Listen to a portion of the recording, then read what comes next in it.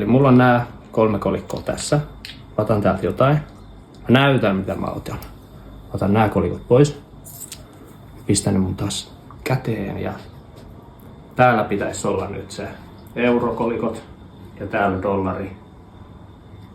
Mut tän takia mulla menee välillä vähän vaikeaksi kassallakin tää toiminta, kun mä yritän maksaa euroilla ja mulla onkin jotain ulkomaalaisia kolikoita, niin mä maksan ihan vähän vielä kolikoita. Eli otetaan uudestaan. Mä näytän, että mä otan nää. Pistän ne mun taskuun. Ja silloinhan mulla pitäisi olla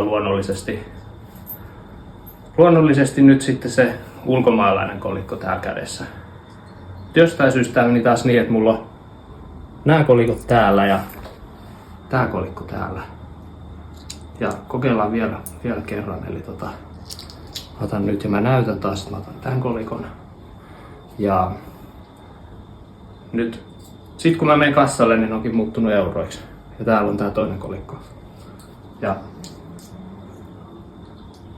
kokeillaan vielä kerran, eli mä otan tän pois, laitan sen mun taskuun. Ja silloinhan mulla pitäisi olla eurokolikot täällä.